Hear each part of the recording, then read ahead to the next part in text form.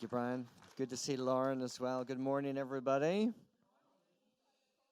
Okay, just a little extra announcement. I announced last week, if you were here, about the potential training by the Alzheimer's Society that we're organizing. So it's going to be happening now on a Thursday night on the 17th of October. So if you are interested, I already have some names of people who are interested in coming. If you have a friend, even a family member you think would benefit from the training, come to me and let me know. I need to know probably even the week before how many we have, so the lady who's coming to facilitate the training can produce the packs then for us also.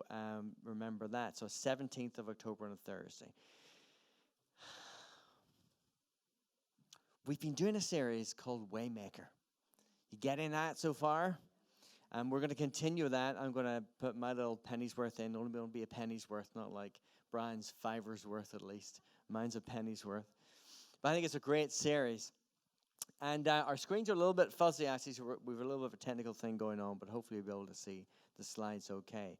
When we look at the first opening lines of the song, it says, "You're here moving in our midst. I worship you. I worship you." It's a fantastic song. We've been getting so much blessing from singing this song and inspiration. I thought I wanted to hang a few thoughts just on these opening phrases of the song. So when we sing it, because I know that Brian has been wanting us to get this as well. There's a lot of theology in this, and Brian's been really unpacking it for us. And I just want to give us a few little thoughts this morning about these opening words. I want to use these words as a springboard because, you know, we can experience God as the Waymaker.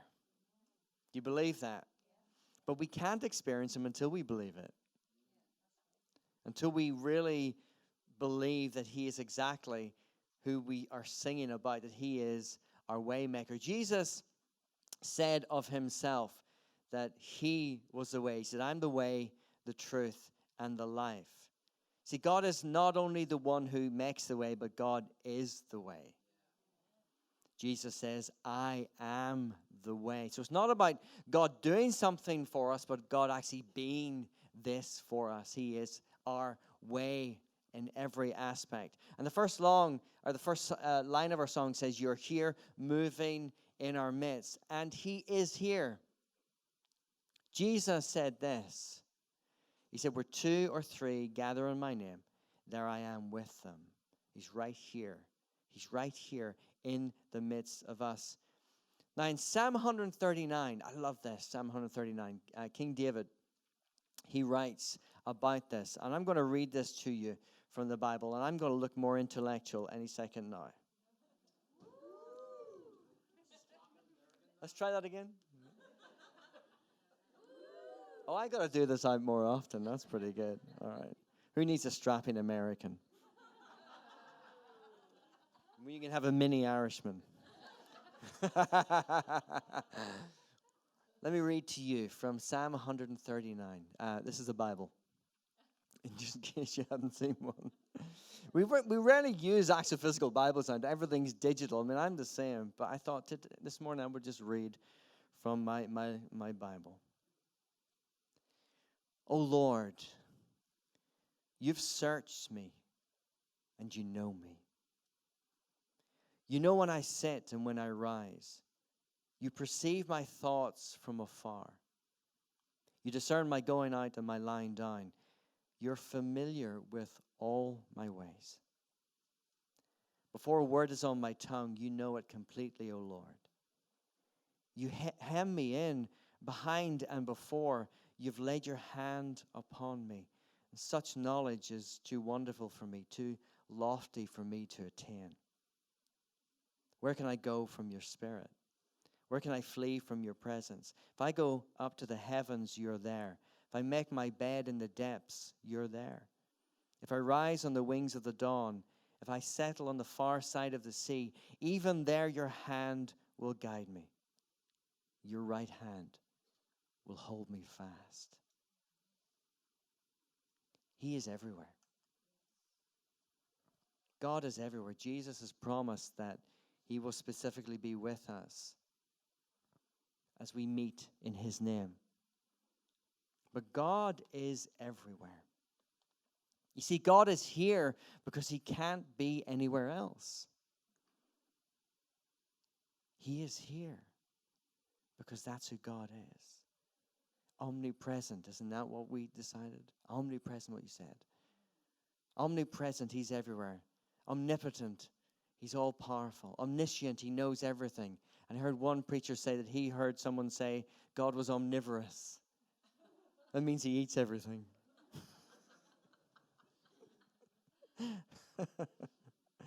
God is here. The Apostle Paul said in Acts 17, verse 28, he said, in God we live and move and have our being. You see, we exist in God, and he is the way. He is the way maker because he is all there is. He is all there is. There is only God, the source of everything. We find everything that we need in him. And everything that we need already exists because we live in God. This is a tremendous thing to get your head around.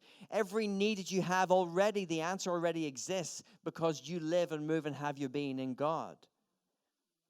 And the thing that hinders that is really our belief. You see, we access this by faith. It's the foundation of this verse. I'm going to throw a lot of scripture at you this morning. The Lord is my shepherd, I shall not want. When we recognize God as our shepherd, we no longer need to want because he is the source of everything. He supplies everything. You see, when you say that you want something, what are you doing? You're admitting you don't have it. There's no longer any sense of want for those who live in the place of knowing that God is the source of all that they need and all they have.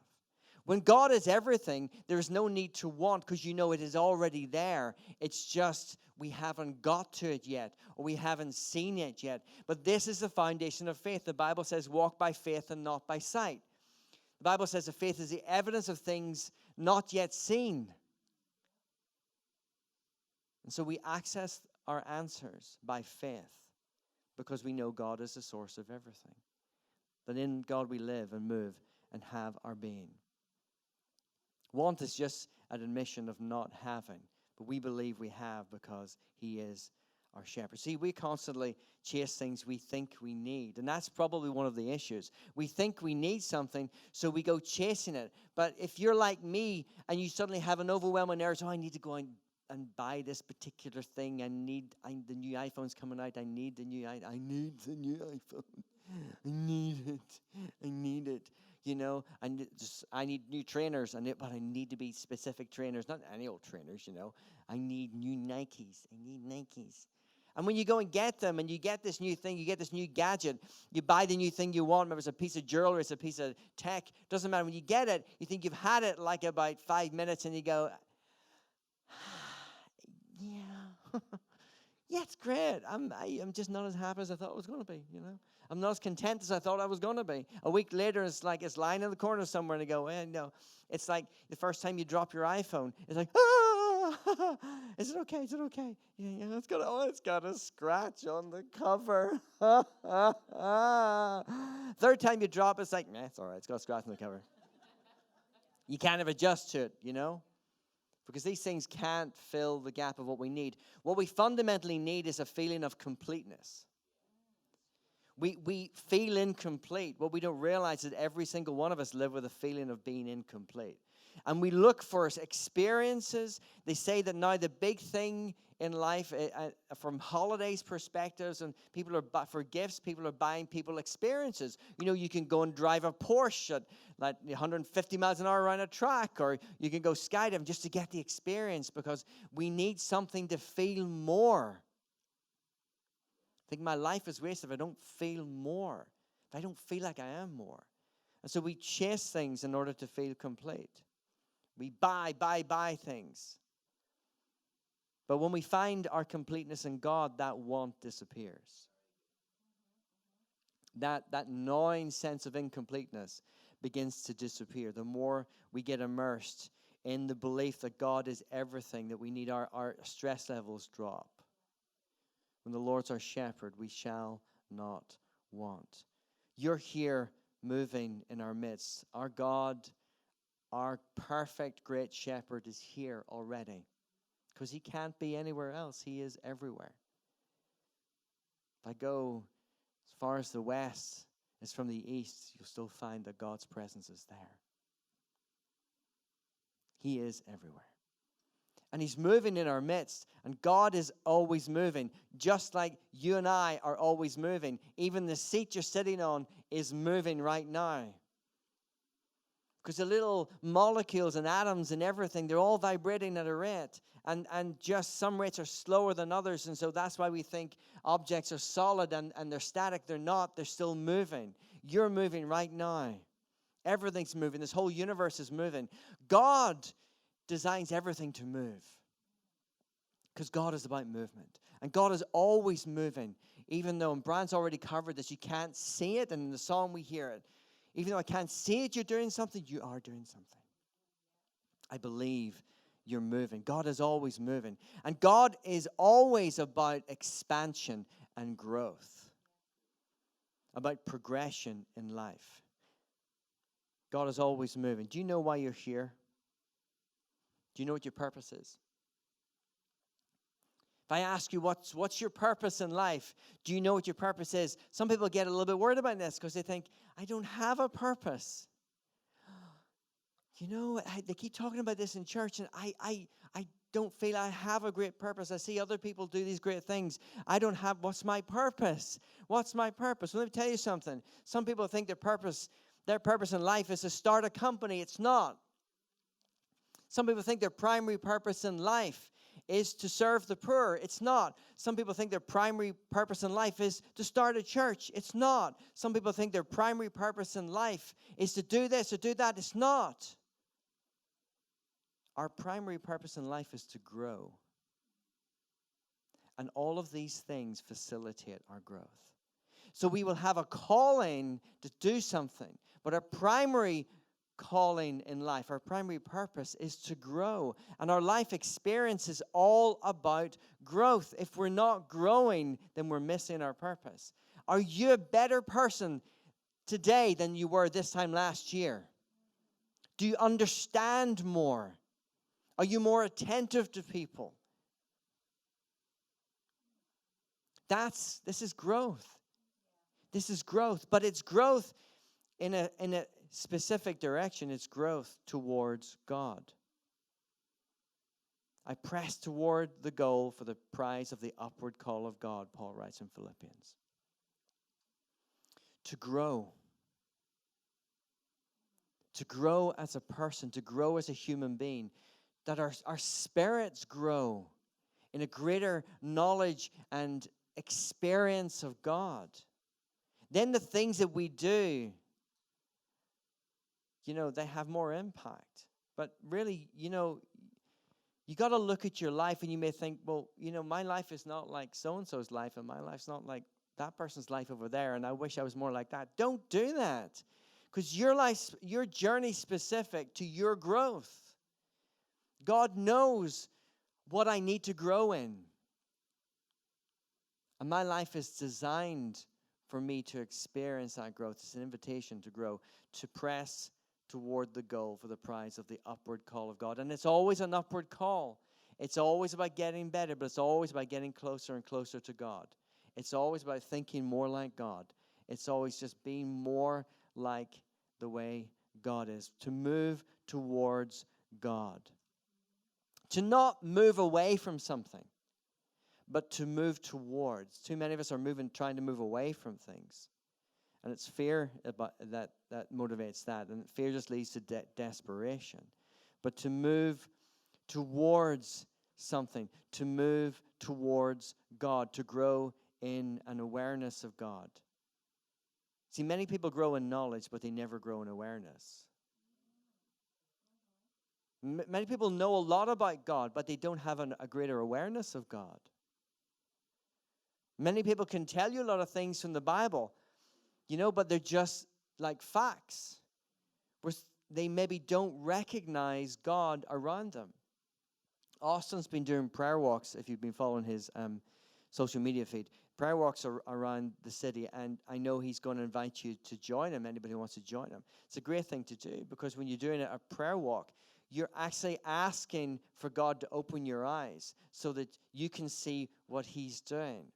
Jesus said he only ever did the things that he saw the Father already doing. But a lot of us, most of us probably live our lives in these little capsules where we can't see beyond our experience. And so we don't recognize that God is moving everywhere. We just want God to move in my life. I want God to move in my life. But I don't recognize him moving in everybody else's lives. I don't recognize that there's a flow of God happening right now, and he wants me to join that flow, not just get isolated in my little world and go, God, fix my stuff. But the fixing of my stuff is probably linked to the fixing of somebody else's stuff. And sometimes I need to step out of my experience in order to find my answer, the answer that God has prepared for me, because it's about growth. It's about growth. And it's a really good point to really stop moving away from things.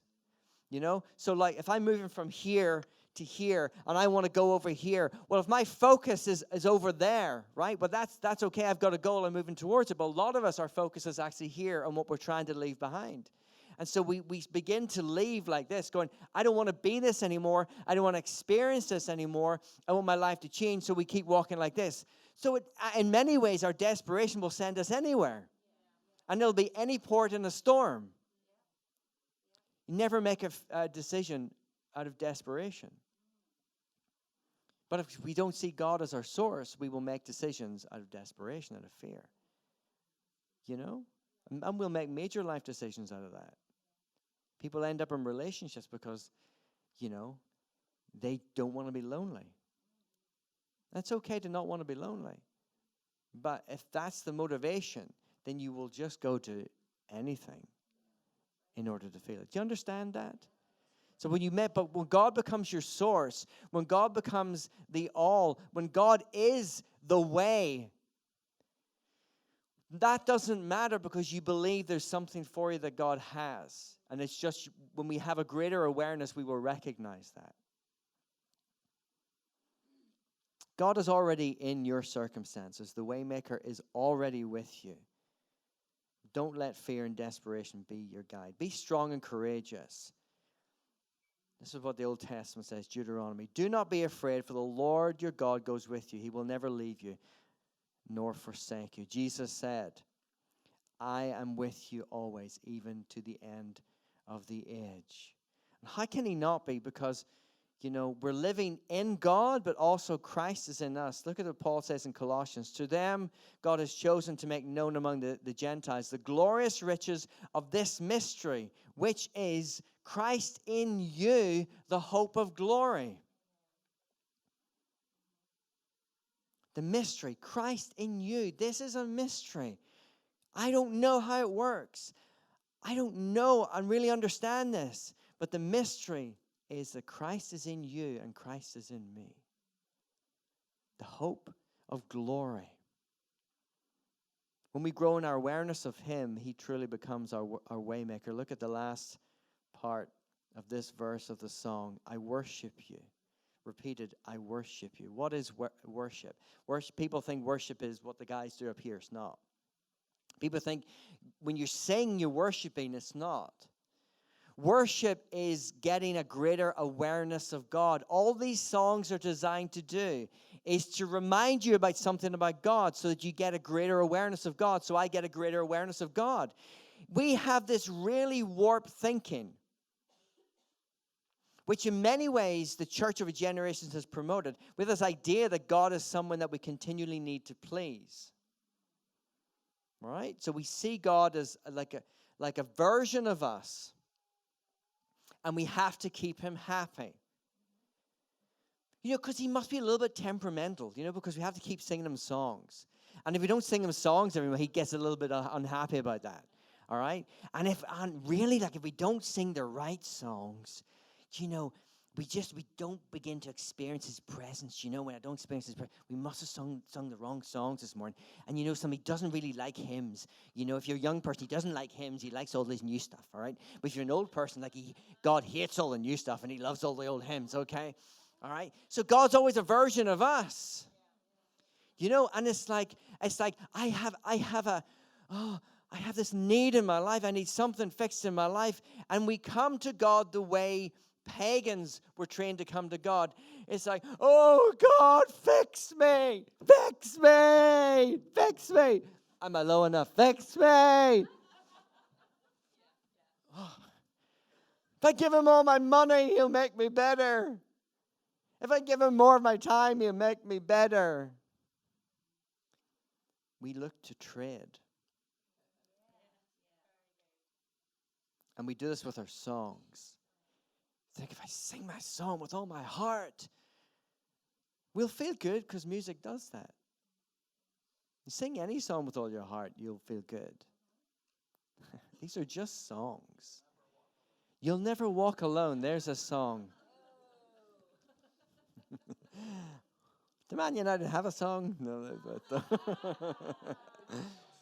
yeah, right, okay. The songs are here to just remind us, to help us to get an awareness of God. True worship is living with a greater awareness of God every day. So that when you leave these doors, you leave thinking, I'm more aware of God than I was before I came in. That's a good service for you. That when you get up tomorrow morning, you are aware of God, because we get up and we forget, don't we? And that's why in the Old Testament, the nation of Israel, they would, when they experienced some miracle from God, they would raise an altar. And it was like a physical sign that when they passed it, it would remind them that God did something here. Because we forget. We have nothing that God needs. He is everything. But we have nothing he needs. But we begin to grow when we give him our attention. When we wake up and come out of this sleep that we live in. Look at this title slide. I love this picture. It's real stillness, and yet there's movement in it. And this little boat is on this very calm sea. And you can see just the galaxy above, like it's just flowing onto the view of heaven. But look at its sails. Its sails are up. Its sails are ready.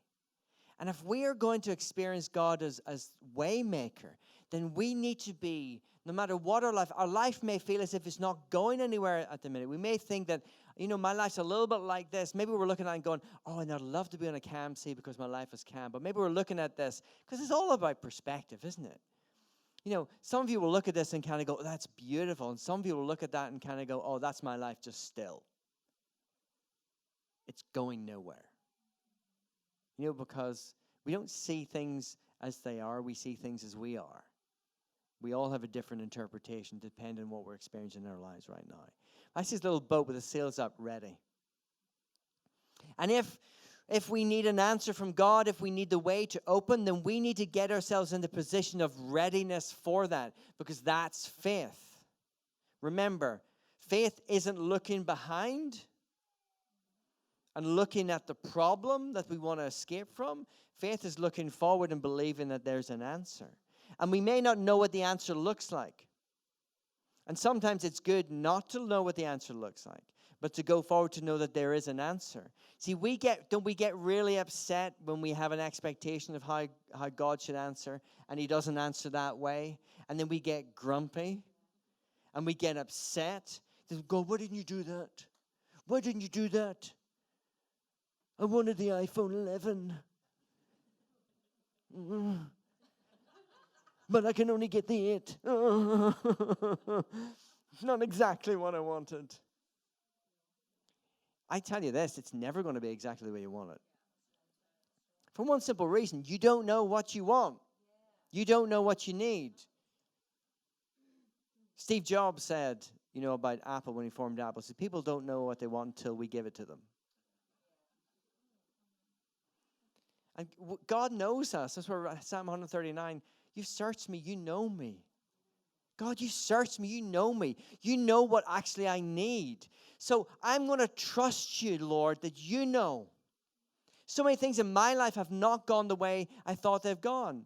I spent $25,000. Notice I said dollars, Kate. Just it was about £13,500. That's proper money.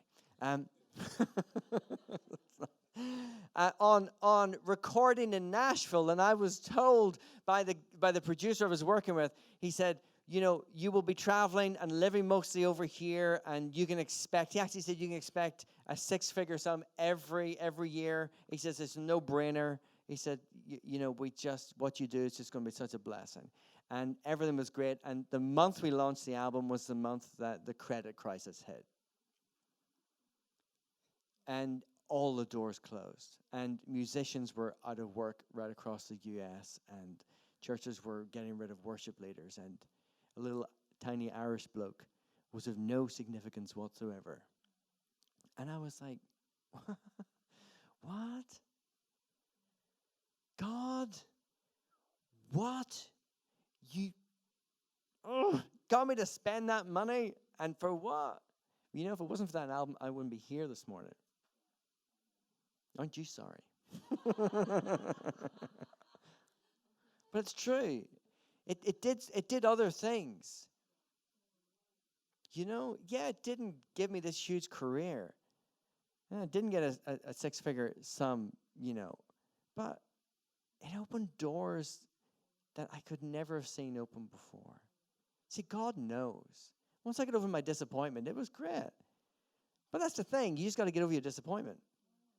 And the quicker you get over your disappointment, the better it is.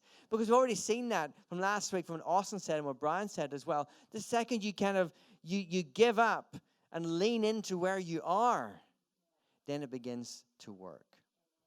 Because this is the most, I think, one of the most powerful verses in the Bible. Be still and know that I'm God. As I finish, I've spoken on this before, and let me just give you a quick summary. The phrase be still is a very particular phrase. It does not mean be quiet. In the Hebrew, it's much more complex. It means give up. It means let go. It means sink into. It means be disheartened. It's a phrase that kind of means, and I described this before, like if you imagine that when you're born, you have a little boat when you're born. All right, just imagine this is your little boat. Now imagine there's no sails in this little boat. And this little boat is designed to flow in the life of God. And what I described before was what sin does is sin gives us oars. Because we want to control everything. Because we don't want to go where God sends us. We do, like if you're on a roller coaster, I don't like the feeling of being out of control. Even though it's in control. But we don't like that, so we try to control everything. So what oars do is we try to then row. But we never want to go with the flow. We always want to go against the flow because we don't really trust God. And nobody likes going into the unknown. Everybody likes to stay where they are or to go back and recapture something else that is a nostalgia they love. So we row against the flow continually. But if you've ever rowed a rowboat, you will know you will get to the point you just get exhausted. That's what the Hebrew be still means. You got to get to that point where you just surrender. You go, I don't know how to do this. I don't have an answer. So let go of the oars. Give up the fighting. Sink in and just enjoy the ride, whatever it is. So wherever you are, where your life is right now, to experience God as a waymaker, lean into where you are. First of all, accept it. But let me give you some practical advice. Here's practical advice for you to get your sails set to experience God as a waymaker. Get up every morning and make a list of 10 things you're thankful for. God, Brian, he's not God, although he thinks he is. Brian, yeah, it is your disappointment and our relief. Brian's already spoken on this before we got into this, and it was a perfect prelude to this series on Thanksgiving. It is the most powerful thing you can do in your entire life. Because what Thanksgiving does is, remember what I said earlier on, Thanksgiving begins to tune you into the awareness of God. Because when you begin to be thankful, you're acknowledging that these things have been given to you. When you're thankful, you are admitting you weren't the source of it. Do you get that? So when somebody gives you a gift and you say thank you, you're acknowledging that this person has given you something. When you look at your life, you begin to get thankful. Make a list of 10 things you're thankful for. And then the tough bit is send love in your spirit to someone who's annoying you. And this is so important because I'm going to ask the band to come up. To have a greater awareness of God. Do you know, like you retune a radio, if you want to change the channel, if you listen to music you don't like, you think, what's all this modern rubbish? Give me something that I recognize. So you retune the radio. You retune to the frequency that the channel, that the broadcaster is broadcasting on. Well, we need to retune to God's frequency. And to retune, we begin to make these adjustments in our life. Be thankful. Share love and forgiveness. And the tougher that challenge of forgiveness, then the greater is we're tuning in that fine detail to that channel. Because the Waymaker is here. How can he be anywhere else when he is all there is? You live and you move and you have your being in God right now. Let's stand together.